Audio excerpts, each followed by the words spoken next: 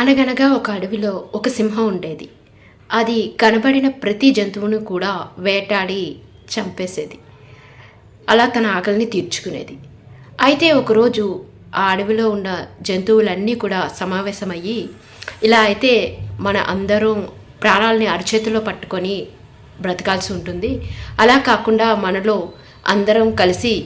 మనందరం కలిసి సింహం దగ్గరికి వెళ్ళి రోజుకి ఒక జంతువుని మేము మాలో నుండి పంపిస్తాము.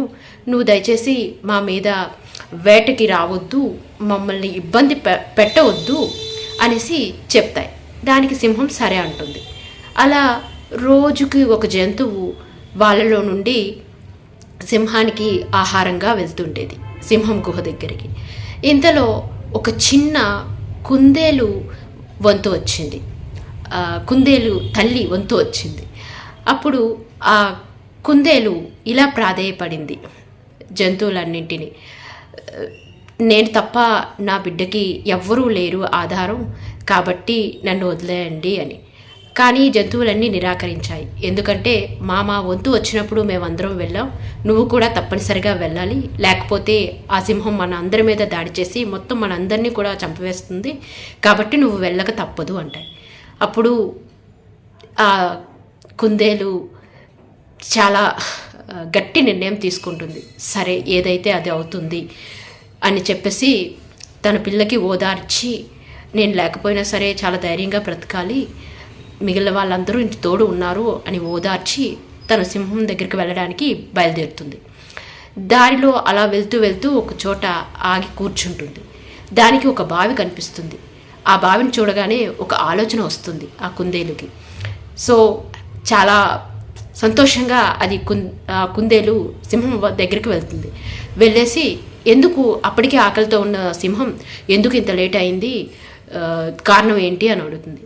అప్పుడు చెప్తుంది, మహాప్రభు, నేను నీ దగ్గరికే వస్తున్నాను, కాకపోతే దారిలో ఇంకొక సింహం కనిపించేసి నాకు చెప్పింది, ఈ అడవికి నేనే రాజు, కాబట్టి మీరు నా ఆజ్ఞకే లోబడి ఉండాలి అని చెప్తుంది. అది ఆకలితో ఉన్న ఆ సింహం మరీ ఎక్కువ కోపం తెచ్చుకొని, ఇంతకీ ఎవరు ఆ సింహం, నేనే ఈ రాజుని ఈ అడవికి అని చెప్తుంది.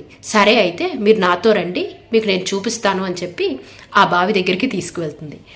ఆ సింహం తన ప్రతిబింబాన్ని ఆ బావి నీటిలో చూసుకొని పెద్దగా గర్జిస్తుంది.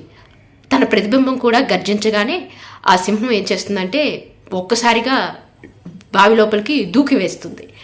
దాంతో ఆ అడవికి పట్టిన పీడ వదిలిపోతుంది. ఈ సంతోషకరమైన వార్తని తన వాళ్ళకి కుందేలు చేరవేస్తుంది. కుందేలు చేసిన సాహసానికి అడవిలో ఉన్న జంతువులన్నీ మెచ్చుకుంటాయి. తన బిడ్డని అలా చేరుకుంటుంది కుందేలు. ఇందులో మనకున్న నీతి ఏంటంటే, జీవితంలో సమస్యలన్నవి ఎదురవుతూనే ఉంటాయి, కాకపోతే మనం ధైర్యంగా ఆలోచించగలగాలి. అంతేగాని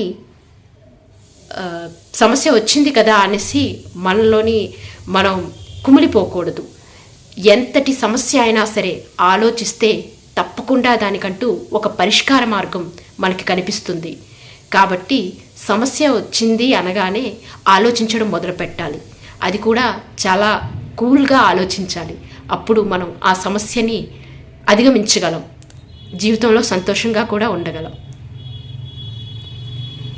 అందుకే కథలు చెప్పేటప్పుడు మనం చాలా జాగ్రత్తగా వినాలి. ఆ కథలోని నీతిని మన జీవితంలో అమలు చేసుకోవాలి.